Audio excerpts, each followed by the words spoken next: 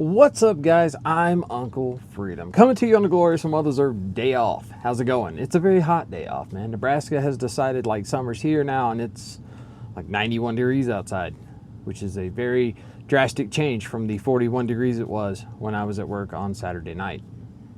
So first things first, y'all go ahead, like, subscribe, share, tell a friend. That, after all, is how we defeat the algorithm itself. We push out more 2A content to the supporters all across the country. And that's pretty awesome, man. And you guys are the reason I do what I do. If it wasn't for you, it wouldn't be worth it to do this. I truly appreciate the fact that you enjoy what I do, and that is really cool. Also, I would tell you all to take a moment and check out another creator. If you find their information to be informative and to bring your life value, go ahead and like, subscribe, and follow that person as well, because that is what we do, man. Like, it's supposed to be a community. I know it's a weird taboo, and people make entire videos about the top 10 video channels they recommend, or people are constantly infighting. I don't like that.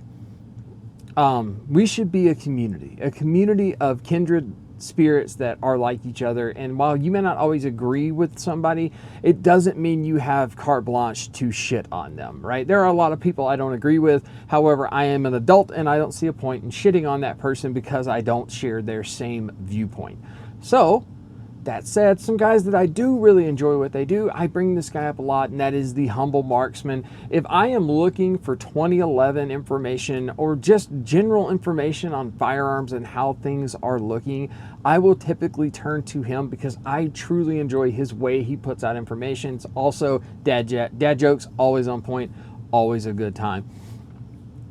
Another one, I have been enjoying this a lot recently, and that is Modlight's channel. Modlight did not have a super active YouTube channel, but as of recently, man, they have put out some phenomenal, just chef's kiss, moist information about lights and low light. And I think it's really good stuff. It's high quality information. I actually really enjoy what they put out, and I always find myself going back and watching them again because you can never know enough. And I find that really cool that they are taking that effort to put out that information to the masses the way they do. So check both those guys out, man. I approve. So today we're going to talk about another new firearm.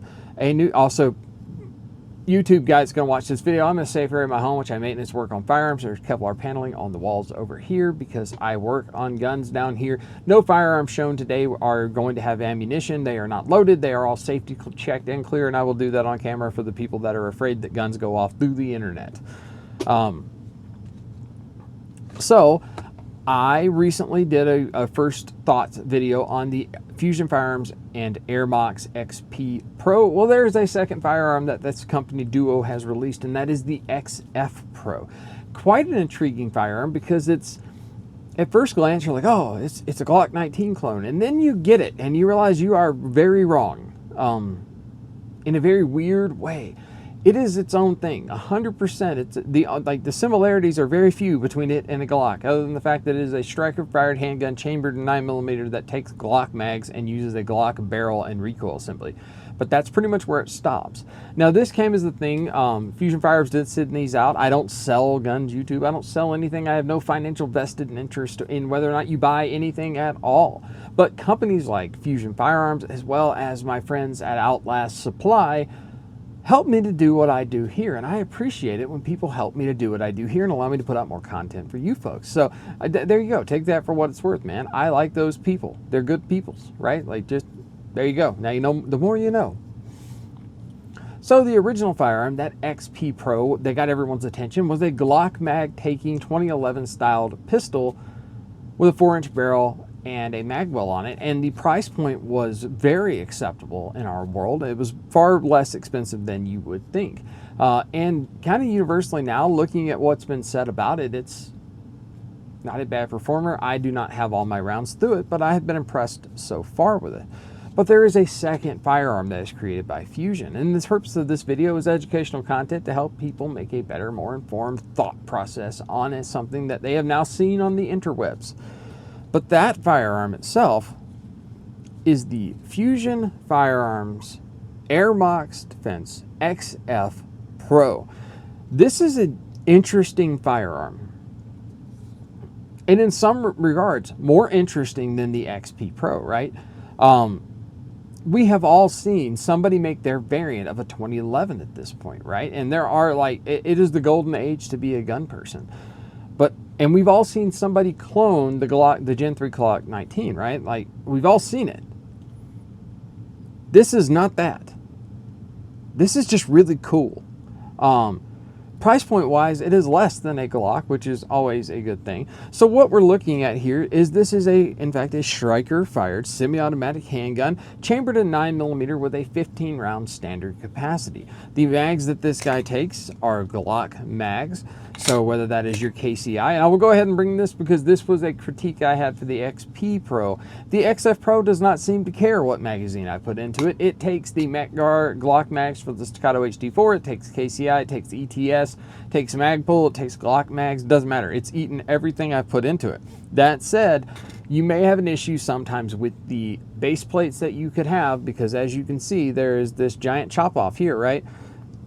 The grip itself, this part is longer. So when we insert the mag in here, like you can see here, we are a very kind of flat look to it. Also for my internet people, there we go. We are clear. Y'all see me through the mag well, right? So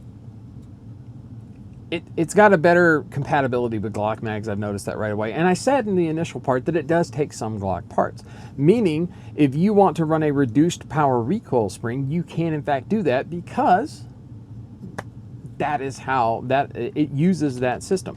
In fact, when they sent me mine out, they sent me this right here. This is a light recoil assembly for the XF Pro.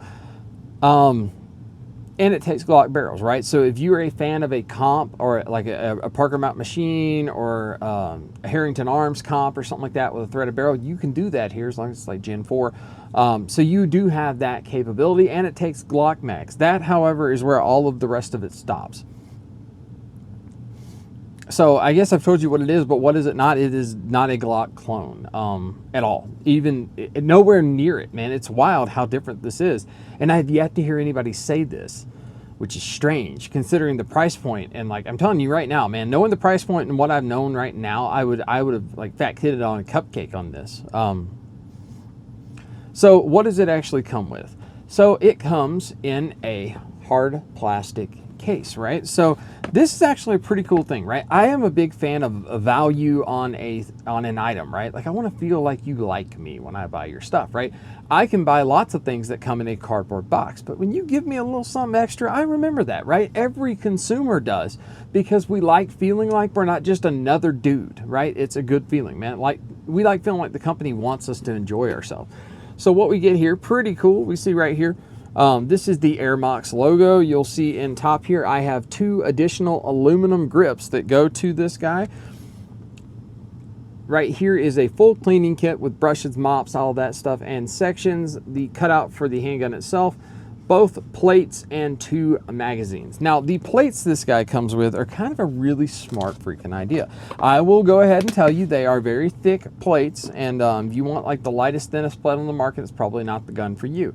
So the plate itself, it's got these 2 locator pins. You see them here on the bottom, and that will interface with the top of the slide. On the top of this guy, the 2 big holes are for mounting it to the slide. The other 4 holes you see are for mounting the optic. And then we have 4 recoil bosses on here, depending on what your optic has.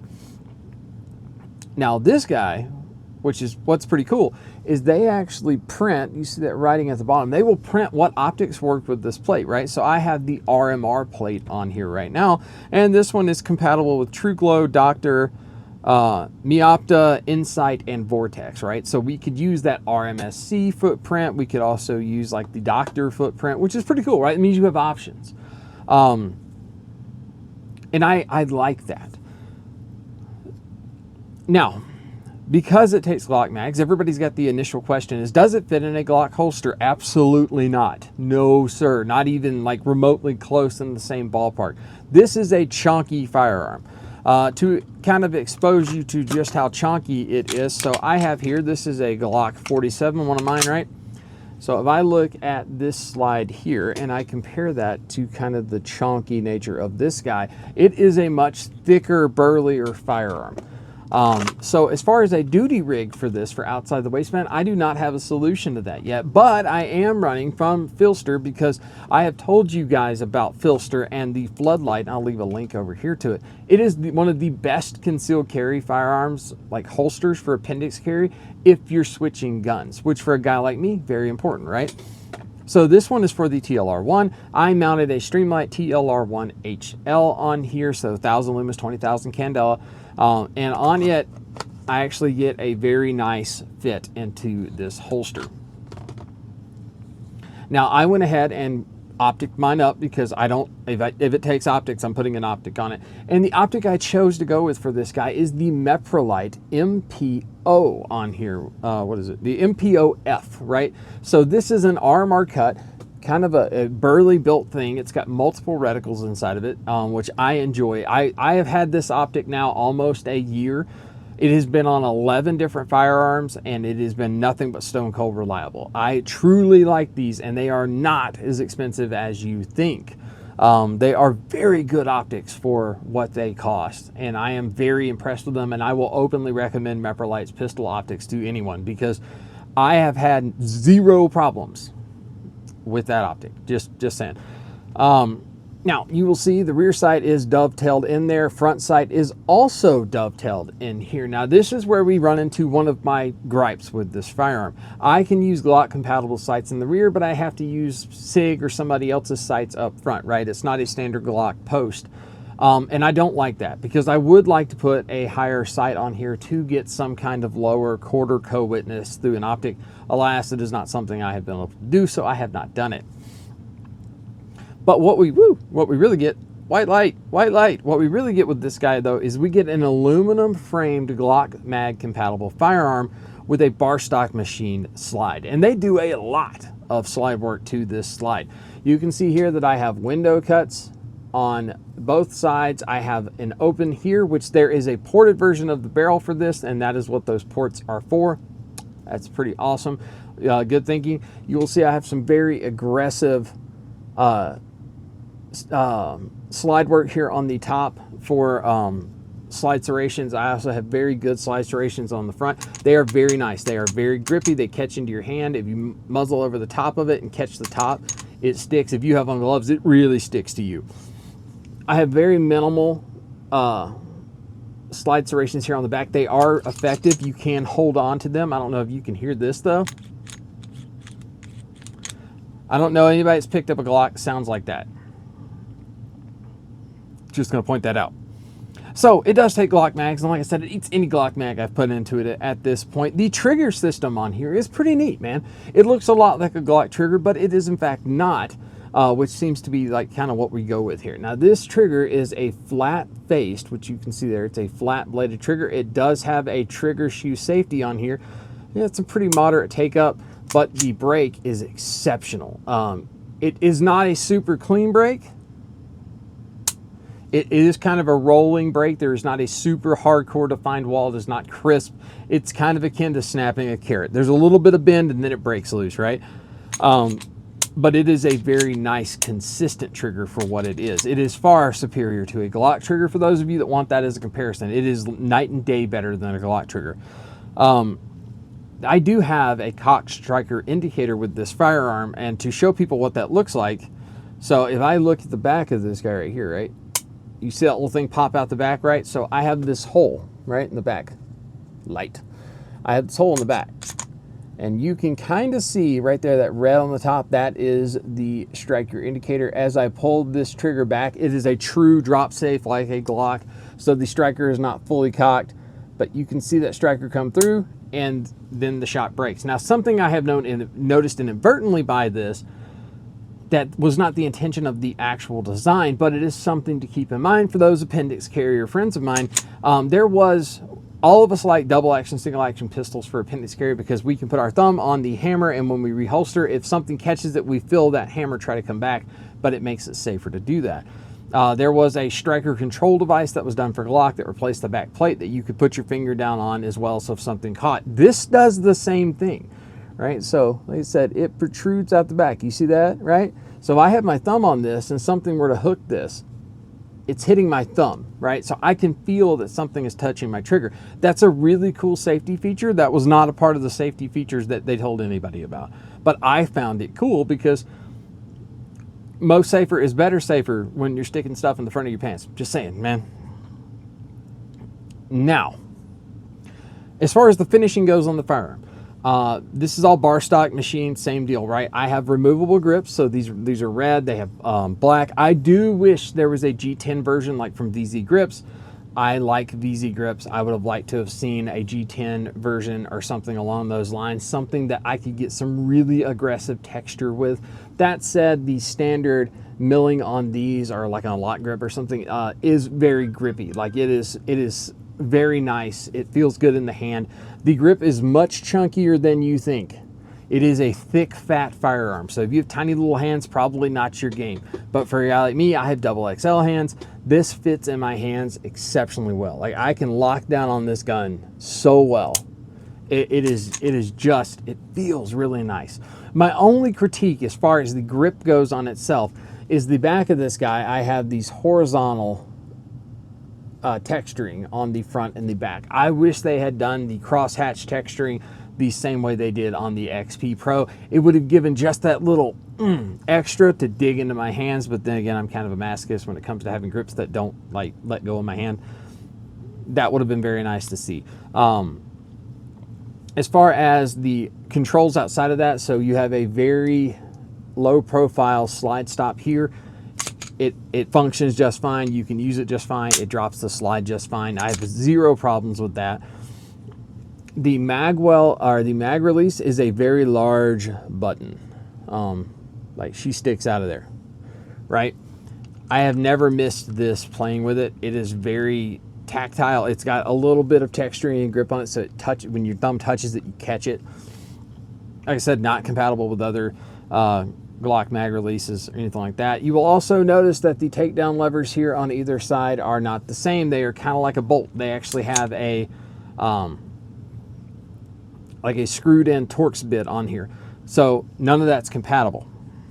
Now, as far as the finishing on the firearm, these are Tenifer finish. Tenifer finishing is an exceptionally good corrosion resisting finish on a concealed carry firearm or a firearm of any kind. And they have a chromed version of it as well. That is the hard chrome over the Tenifer finish.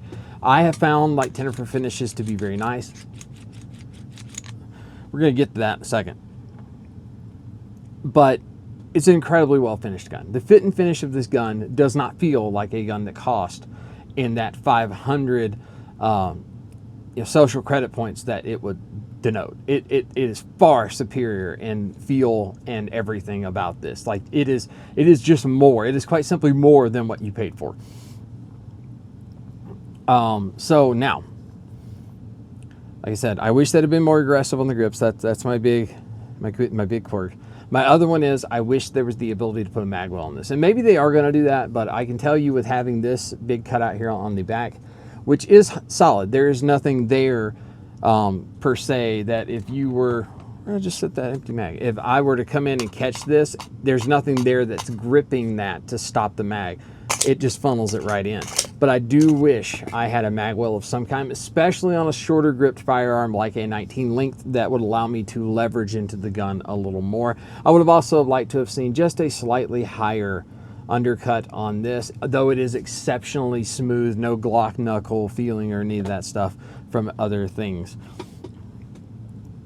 Like I said, disassembly, if we were to do disassembly on this guy as far as for routine maintenance, it is definitely not a Glock. You are not taking this thing apart with a punch in about 35 seconds to your name. That ain't happening, man. Don't do that. Don't go into it like that, because if you do that, you're going to lose something and your stuff's not going to work. So don't be dumb. It is not a Glock. Message. So, what were my cons? Just an initial look on this. Again, I'm heading to the range shortly after I film this to do some shooty shoot that you guys are going to see. Not in this video, in the following video. Holster fitment is going to be an issue, man. You are not going to just be able to buy a holster that is going to fit this firearm, right? You can't just go like some of the other stuff and buy a Glock holster that will fit it because it is Glock compatible. It is not, right? You could, like, the having something like the Filster floodlight, that's going to be my option for concealed carry and training on the range. I wish it had a mag well. I wish they had G10 grips for this guy, and I wish they had done something different with the back strap and front strap texturing, giving me something a little more aggressive that bit into my hand, and it didn't have this kind of rotational feel to it, right? This rotates in my hand. If I had better, more aggressive texturing, it would not. Now, the most exceptional part of this, like this is the part that just is goofy good to me. So when it comes like most other handguns, like it's got oil on it, but it is not like lubed correctly, right? And in messing with it, it was that standard kind of Glocky feel, you know? You can hear that little, you know, kind of feel to it. This was like that initially. And then I popped this guy off and I took my black rifle bombs from Cherry Bombs and I put a little lube on the spiral fluted Tenderfer coated barrel itself. I lubed up the recoil spring, and then I was really surprised.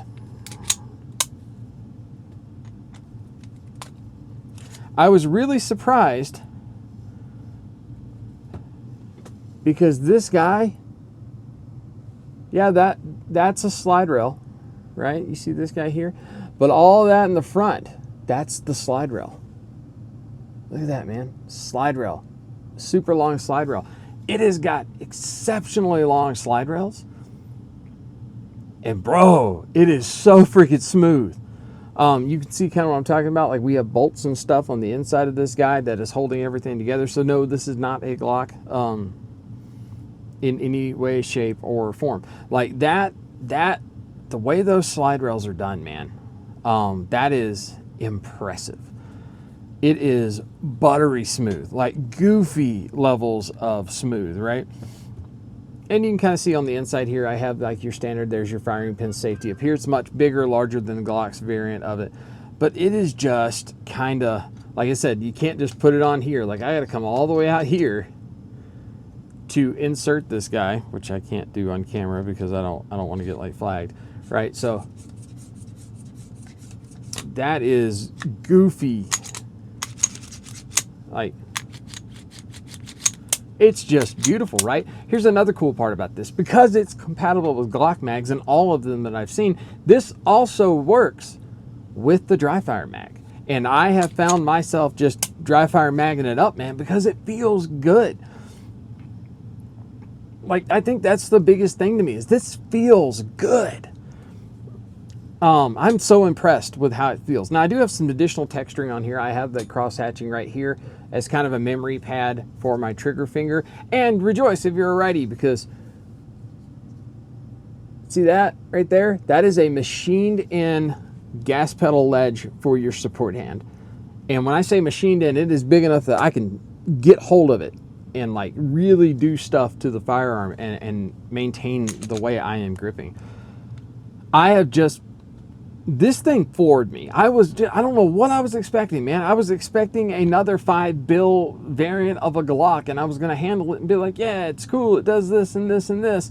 And it does it from a different company. It's got a different aesthetic, and that is cool. But it is not. It is exceptionally well machined. It is exceptionally well finished. I am sure that I will see things like G10 grips for this that would make this a world of difference as a shooter. It is goofy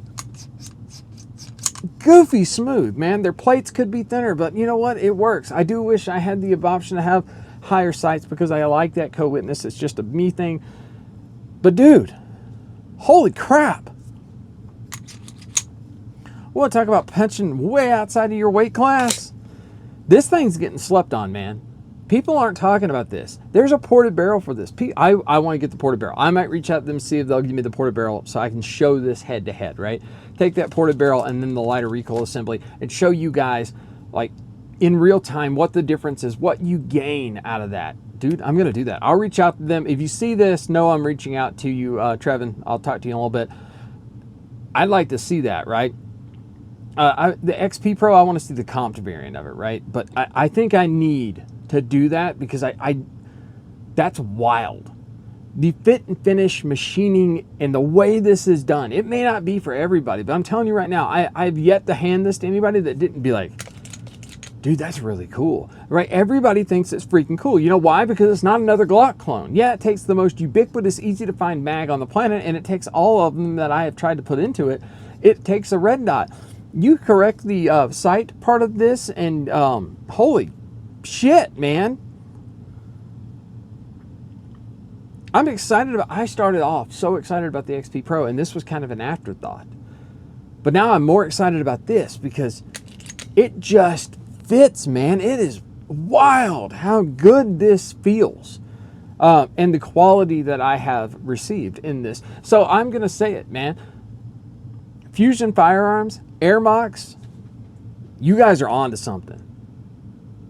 American companies, take note, man. This is how you're supposed to finish a firearm. This is what we want to feel when we get our hands on our brand new Freedom dispenser. Man, like we want to feel that good stuff. And that does it far outside of its pay grade, man. It is way, way freaking better than you think, man. And I was not going to gush and ramble on in this video. I was going to be like, this is cool. We're going to look at some other stuff, right? I am goofy excited about this gun. Like,